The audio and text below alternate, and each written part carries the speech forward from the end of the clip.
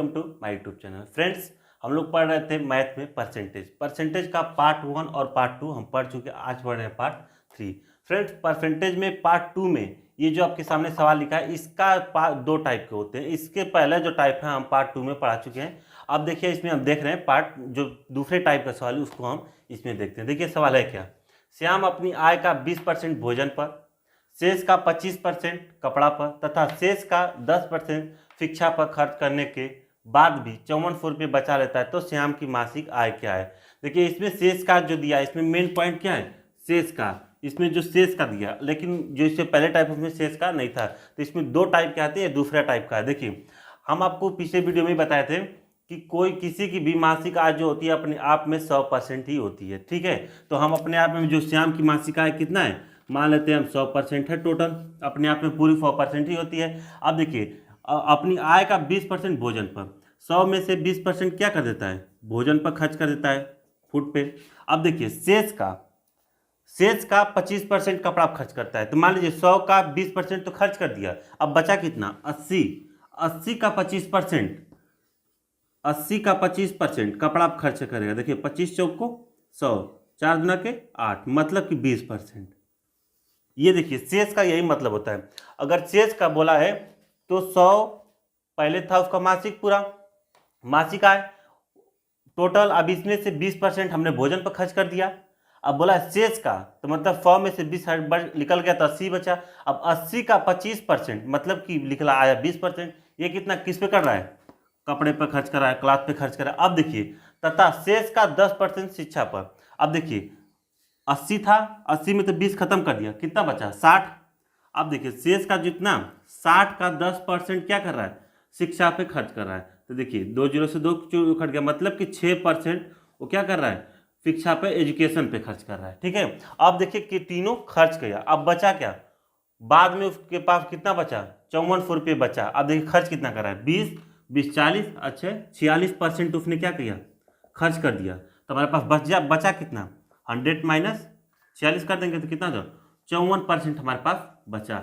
यही 54% कितना दिया, 5400 रुपये का दिया है, तो 54% इजकल टू 5400 के, 1% इजकल टू 100 के। तो कोई भी धन अपने आप में कितना होता है, 100% होता है, तो 100% बराबर कितना हो जाएगा, 10,000 के। तो मेरा आंसर कितना आएगा, 10,000। मतलब श्याम की जो आज मानसिक आय थी कितना थी, 10,000। फ्रेंड एक बार और देख लीजिए इसको, श्याम अपनी आय का 100, कोई अपने आप में 100% होता है, 100 होगा। ठीक है, अब उसमें से 20% भोजन पर खर्च कर दिया, 100 का 20% भोजन पर खर्च किया। अब देखिए पॉइंट ये है, शेष का 25% कपड़ा पर खर्च करा है, तो देखिए 100 में से 20% तो खर्च कर दिया, अब कितना बचा, 80 का 25% कपड़ा पर खर्च करा है, मतलब 80 का 25% हम निकालेंगे तो आएगा कितना, 20%। ये कपड़ा पर खर्च कर दिया। अब बोला शेष का 10% शिक्षा पर खर्च करा है, तो देखिए 80 था, 80 में तो 20% और खर्च कर दिया, बचा कितना, 60%। अब 60 का 10% हम निकालेंगे तो आएगा कितना, 6% वो कितने शिक्षा पर खर्च कर रहा है। अब टोटल हमने देखा कितना, 46% खर्च करा, किस पे, पूरे खर्च कर दे रहा है। अब बचा उसके पास कितना, 100 में से 46 बचा हुआ निकल जाएगा 54% ही बराबर दिया है, 5400 के 1% बराबर 100 के, तो 100% बराबर 10,000। ये हमारा था ये इस टाइप के सवाल। अब हम चलते हैं नेक्स्ट सवाल पे। रहा है ए बी से 6 गुना बड़ा है, ए बी से 6 गुना बड़ा है, तो बी ए से कितना परसेंट कम है। देखिए फ्रेंड्स, ए बी से 6 गुना बड़ा है, यहाँ गुना में दिया है, यहाँ बी ए से कितना परसेंट कम है, आपके सामने ये ऑप्शन दिया है। ठीक है, तो इस टाइप के फ्रेंड सवाल कैसे लगाते हैं, इसमें देखिए जो प्रॉब्लम जहाँ होती है उसको मैं आपको दिखा रहा हूँ। देखिए अगर कह देता ए बी से 6 गुना अधिक है, 6 गुना अधिक है, तो कैसे लिखते हैं, ए समंदे बी बराबर 6 समंदे 1, 6 गुना बड़ा अधिक है, तो इस तरह लिखते हैं हम। ठीक है, लेकिन यहाँ क्या कर रहा है, 6 गुना बड़ा है, तो इसको हम कैसे लिखेंगे, ए बी से कितना गुना बड़ा, मान लीजिए बी से 6 गुना बड़ा है, तो मान लीजिए बी का मान कितना है, 1, तो 6 गुना बड़ा कब होगा, ए का मान हम रखेंगे 7, तभी तो 6 गुना बड़ा होगा। अगर बी का मान हम रख रहे हैं 1, अब बोल रहा है ए बी से 6 गुना बड़ा है, तो बी का मान हम रख रहे हैं ए, तो 6 गुना बड़े का मतलब कितना, इसको 7 रखेंगे तभी तो होगा, ए 7, मतलब इन दोनों का अनुपात कितना होगा, 7 समंदर 1 का हो गया। तो देखिए इस चीज में और इस चीज में यही अंतर है। यहाँ अगर अधिक की बात करें तो ये अनुपातिक चिन्ह है, अगर अनुपात में ऐसे तो इस तरह हो जाएगा, 6 संबंधी 1 का होगा। लेकिन यहाँ क्या होगा, बड़ा का बात कर रहा है तो यहाँ 7 संबंधी 1 के हो जाए। यही पॉइंट चीज है इसमें। अगर ये आप गलत करें तो आपका ऑप्शन ही गलत हो जाएगा। तो देखिए आप हो क्या रहा है, ए बी से कितना गुना बड़ा है, 6 गुना, मतलब कि बी का मान 1 है तो ए का मान कितना होगा, 7 होगा। ये हो गया ए का मान 7 और बी का मान 1। अब ठीक है, ए और बी का मान निकल गया, तो बी ए से कितना परसेंट कम है। अब देखिए परसेंट बदल, तो बी ए से कितना परसेंट, बी पूछ रहा ए से, देखिए बी ए से कितना परसेंट कम है, कितना कम है, 6 कम है। 6 कम है कि नहीं, इन दोनों का अंतर लेंगे तो किससे कम है, ए से। ए का मान कितना है, 7, मतलब 6/7 गुणते परसेंटेज पूछा है तो 100। ये कितना हो गया, 600/7। इसको काटे कितना, 8 फाते 56, 8 में गया, 8 फाते 54, 8 फाते 8 सॉरी 30, मतलब कितना 85। अब पॉइंट समथिंग में आया तो इसमें देखते हैं ऑप्शन में कौन होगा, 83 हो गया। अब देखिए 85.71, मतलब 85.171% होगा। देखिए फ्रेंड्स, इसमें जो पॉइंट था यही था, गुना बड़ा है और गुना अधिक है। अगर अनुपात में रहता तो 6 संबंध 1 होता, लेकिन यहाँ गुना बड़ा है तो इसका मतलब ये अनुपात होगा। यही इसमें मेन पॉइंट था इस सवाल को मैं डालने का, वजह भी यही था। ठीक है, नेक्स्ट सवाल चलते हैं। नेक्स्ट सवाल है, किसी परीक्षा में 40% छात्र गणित में असफल हो जाते हैं, 30% छात्र अंग्रेजी में असफल हो जाते हैं, 10% छात्र दोनों विषयों में फेल हो जाते हैं, तो दोनों विषयों में उत्तीर्ण होने वाले छात्रों का प्रतिशत बताइए।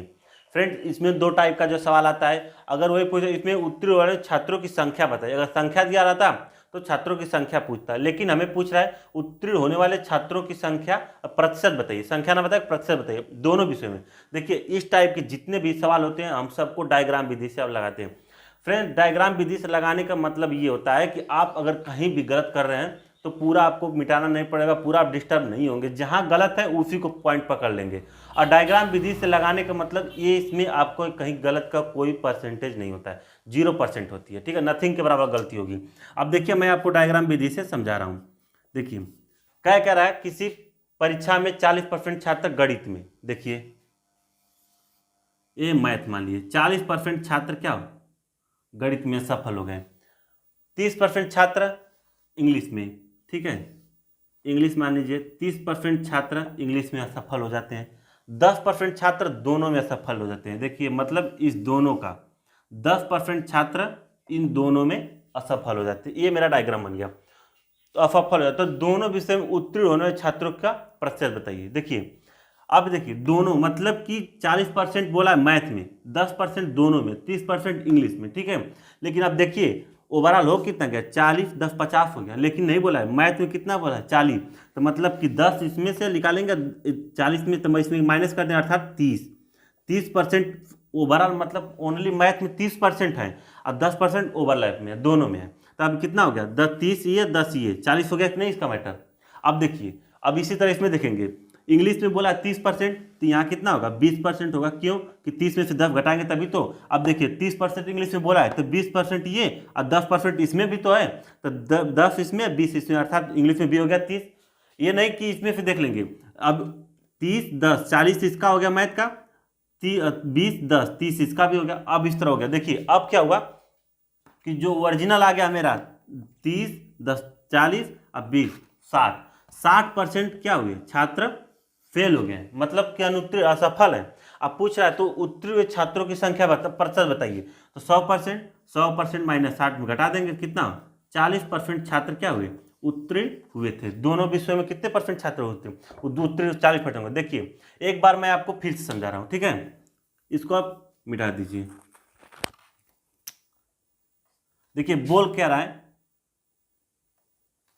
40% छात्र गणित में, 30% इंग्लिश में और 10% दोनों में। 10% ही क्या है, दोनों में है, तो उत्तीर्ण फेल हो जाते हैं। तो उत्तीर्ण छात्रों का प्रतिशत बताए। देखिए 40% मैथ में बोला है, अगर 40 हम इसमें रख लेते हैं, 10 तो ये भी आएगा, तो क्या हो जाएगा, ये 50 हो जा रहा है। तो ये गलती है, क्योंकि हमको बोला है 40%, तो इसको हम क्या करेंगे 30% ही मानेंगे। अब 30% ये और 10% ये, वो मैथ में वो बराबर हो गया कि नहीं 40%। 40% बोल भी रहा है। अब देखिए इसी तरह इसमें देखेंगे, इंग्लिश में बोला है 30%, तो अगर हम यहाँ 20 रखते हैं, 20%। अब 20% ये, 10% ये, तो ओवरऑल इंग्लिश में भी हो गया 30%। तो मतलब आप देखिए जो मेरा टोटल आ गया ये आ गया 30% इसमें, 10% इसमें, 40%, 20% इसमें, 60%। तो 60% छात्र क्या हो गए, फेल हो गए। अब हमारे पास बचा कितने छात्र, 60 मार्क फेल हो गए, तो 40% पास ही होंगे। तो ये पूछ रहा है उत्तीर्ण हुए छात्रों की संख्या कितनी है और प्रतिशत कितना है, 40%। अगर ये संख्या देता कि मान लीजिए उत्तीर्ण हुए छात्रों की संख्या चाहे दे देता, अनुत्तीर्ण छात्रों की संख्या कितना है, 600 है, तो यही निकाल लेते हैं। 60% बराबर 600 के, 1% बराबर 10 के। तो पूछता उत्तीर्ण छात्रों की संख्या कितनी होगी, तो उत्तीर्ण छात्रों की संख्या कितना है, 40%। तो 40 गुणते 10, मतलब कि 400 छात्र क्या होते हैं, उत्तीर्ण। लेकिन हमको ये नहीं पूछा है, हमको पूछा है कि छात्रों का प्रतिशत बताइए, प्रतिशत हमने बता दिया, ठीक है। ये मेरा आंसर। अब हम चलते हैं नेक्स्ट सवाल। एक परीक्षा में 1000 लड़के और 800 लड़कियां शामिल होती हैं। यदि 60% लड़के तथा 50% लड़कियां उत्तीर्ण होती हैं तो अनुत्तीर्ण छात्रों की संख्या, छात्रों का प्रतिशत बताइए, छात्रों का प्रतिशत बताइए। तो देखिए इसमें क्या कह रहा है, अनुत्तीर्ण छात्रों का प्रतिशत, मतलब कि गर्ल्स और बॉयज दोनों का कितने अनुत्तीर्ण, उनका प्रतिशत में पूछ रहा है। अब देखिए यहां दिया क्या है, बॉयज कितना 1000, गर्ल्स दिया कितना 800, इसमें से बॉयज कितने पास हो रहे हैं, 60%। तो मतलब 1000 का 60% हम निकाल सकते हैं, 2 जीरो से 2 जीरो कट गया, मतलब 600 ये आ गया। अब देखिए गर्ल्स कितना 50%, 400 आ गया। देखिए अब ये बोला क्या, उत्तीर्ण हो गए, मतलब कि 1000 में 60%, मतलब 600 लड़के उत्तीर्ण हो गए और लड़कियां कितनी हो गई, 400 उत्तीर्ण हो गई। अब देखिए पूछ कितना है कि अनुत्तीर्ण छात्रों की संख्या प्रतिशत में बताइए। तो देखिए कितने, 600, अगर 1000 में 600 पास हो गए तो फेल कितने होंगे, 400 होंगे, तभी तो मतलब क्रॉस मतलब फेल हो गए। मतलब कि 600 पास हुए तो 400 कितने होंगे, सॉरी 600 पास हुए तो 400 फेल होंगे, ठीक है। अब इसमें 800 में 600 पास हुए और 400 पास हुए तो फेल कितने होंगे, 400 तो फेल होंगे। तो टोटल लड़की और लड़कों के दोनों, गर्ल्स और बॉय के दोनों कितने फेल हो रहे हैं, 400 या 400 ये, मतलब 800 फेल हो रहे हैं। परसेंटेज निकाल रहे हैं अब हम, 800 टोटल लड़के फेल हो रहे हैं, लेकिन पूरा टोटल लड़कों की संख्या कितनी है, पूरा छात्रों की संख्या 1000 लड़कों की और 800 लड़कियों की, मतलब कि 1800 में 800 लड़के क्या हो रहे हैं, फेल हो रहे हैं। तो 800 बटा के 1800 गुणते 100, इसी तरह परसेंटेज तो हम निकालेंगे, ठीक है। अब काट दें, ऊपर काटेंगे 400 बटा के 9, ठीक है। अब इसको 5 करें, 9 चौको 36, फिर कितना है बचा 4, फिर 9 चौको 36, मतलब कि 44.44 परसेंटेज कितना, ये लड़के अनुत्तीर्ण हुए, मतलब 44.44% लड़के क्या हुए, अनुत्तीर्ण हुए। फ्रेंड इसमें करना कुछ नहीं था, आप सिंपल देखिए कितने लड़के पास हुए और कितने लड़के फेल हुए।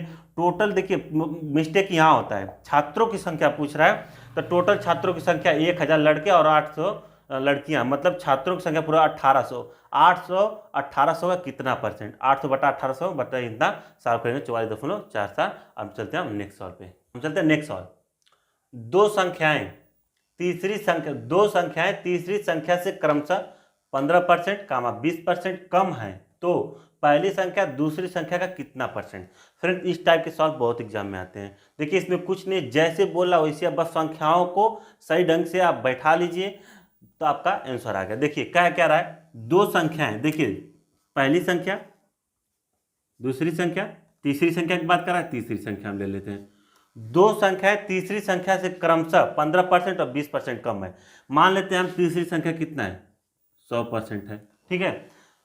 क्रमशः 15%, मतलब कि पहली संख्या कितना है, 15% कम है, तो कितना 85% होगा, ठीक है। दो संख्याएं तीसरी संख्या कम 15% कम है, मतलब 100 में 15% कम है, तो है कितना 85% होगा। और दूसरी संख्या कितना 20% कम, मतलब कि 80% कम होगा, ठीक है। अब ये पूछ रहा है सबका परसेंटेज, हम मिटा देते हैं, ठीक है। अब हमको संख्या मिल गई, पहली संख्या 85, दूसरी संख्या 80, तीसरी संख्या 100। ये देख लीजिए 15% कम है, 100 से 15% कम है, 100 से 20% कम है। अब सवाल आगे पढ़ते हैं। तो पहली संख्या दूसरी संख्या का कितना परसेंट है। देखिए पहली संख्या ये है, दूसरी संख्या ये है, तो पहली संख्या दूसरी संख्या का कितना परसेंट। आप जानते हैं कि जिसके साथ का लगा होता है वो कहाँ जाता है, नीचे। पहली संख्या दूसरी संख्या का कितना परसेंट, तो ये दूसरी संख्या है का, मतलब हम आपको बताते हैं पहली संख्या कितना है 85 बटा के 80। क्यों 80 हम नीचे किए, क्योंकि दूसरे जिसके साथ का लगा होता है नीचे जाता है। तो पहली संख्या 85, दूसरी संख्या 80, गुणते परसेंटेज ज्ञात करना है तो 100। ठीक है, इसको काट दीजिए, कितना हो गया 5 में काटिए, इसको काटा 4 बार। ठीक है, अब इसको सॉल्व करते हैं। 5 बचे 25, 8 बचे 40, 2 42 अपान 4। ठीक है, इसको सॉल्व करते हैं, एक बार जाएगा। ठीक है, 0 6 चौको 24, कितना 25 होगा 1/4, मतलब 106 सही 1/4%।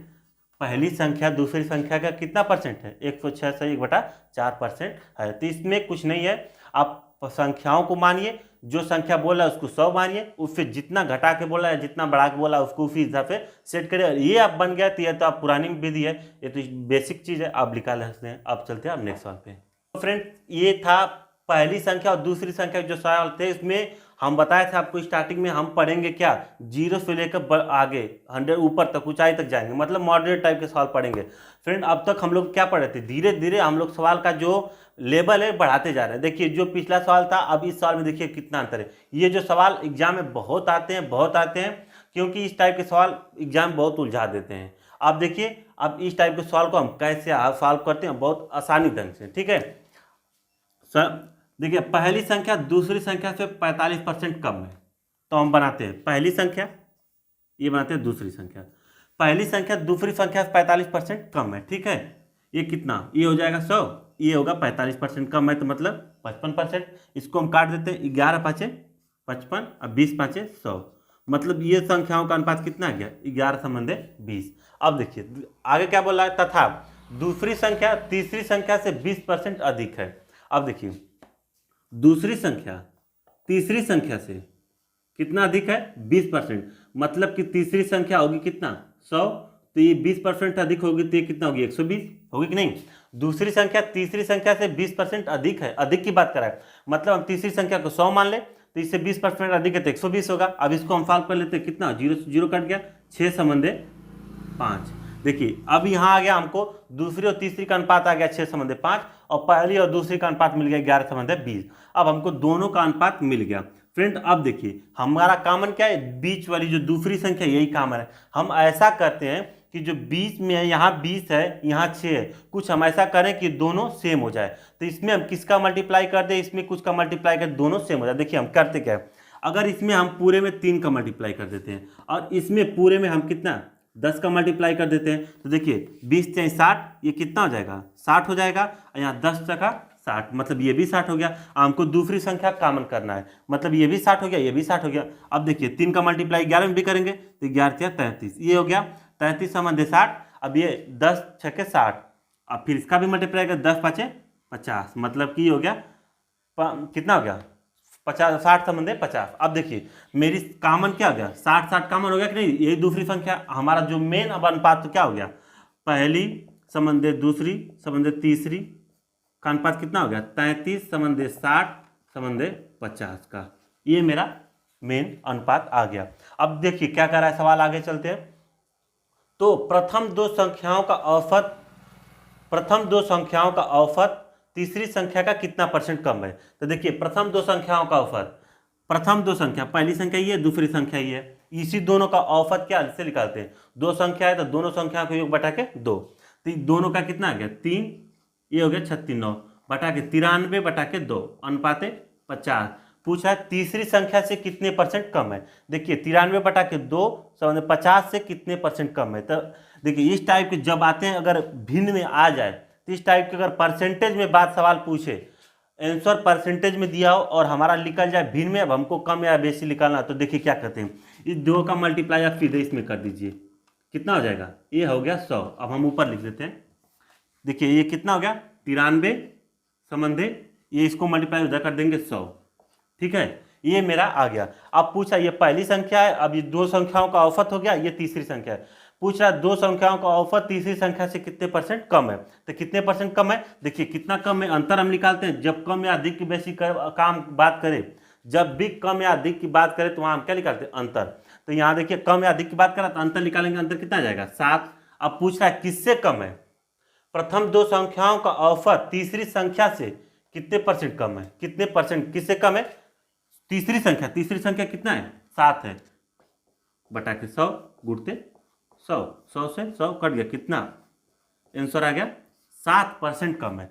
मतलब कि दो संख्याओं का औसत तीसरी संख्या से कितने परसेंट कम है, तो 7% कम है। ऑप्शन सी सही है। ठीक है, तो फ्रेंड इस टाइप के सवाल जो कि बहुत, देखिए आप बताने में इतना टाइम लगा, आप समझ जाएंगे तो कुछ भी नहीं है और आसानी से कटता चला गया। हमने पहला दूसरा का अनुपात बनाया, दूसरा तीसरा का अनुपात बनाया, अब हमको बीच वाला जो अनुपात कॉमन करना था तो इसमें मल्टीप्लाई करके हमने कॉमन कर दिया। अब देखिए पहला दूसरा तीसरा तीनों का अनुपात निकल गया, दोनों का औसत बोला था, औसत ले लिया। अब देखिए यहाँ जो मेन पॉइंट समझने वाली एक चीज थी कि जब भिन्न में आ जाए और संबंध में है तो इसका जो मल्टीप्लाई भिन्न से हटाने बदलने के लिए इसका मल्टीप्लाई उधर कर देंगे तो कितना हो गया, 93 संबंध 100 हो गया, ये भिन्न हट जाएगा। अब देखिए दूसरी तीसरी से कितना परसेंट कम है, तो 7 बटा किससे अनुपात तुलना कर रहा है, तीसरी से, तो 7 बटा के 100 गुणते 100 मतलब 7% आ गया। तो फ्रेंड ये था हमारा आज का पार्ट 3। अब हम लोग परसेंटेज का अगला वीडियो लाएंगे। ठीक है, अब हम लोग जानते धीरे धीरे एग्जाम के बहुत बेसिक पहुंच रहे हैं, मॉडरेट हाईएस्ट पे पहुंच रहे हैं। ठीक है, तो फ्रेंड आप लोग से बहुत रिक्वेस्ट है, हम्बल रिक्वेस्ट है कि अगर ये वीडियो पसंद आ रही है तो शेयर और सब्सक्राइब जरूर करें और लाइक जरूर करें और कमेंट में जरूर लिखें कि ये जो है कैसा पढ़ाया जा रहा है। अगर कुछ त्रुटियां हैं तो उसको हम लोग सुधारेंगे, अगर कुछ सही है तो आप जानते हैं क्या लिखना होगा। थैंक्स।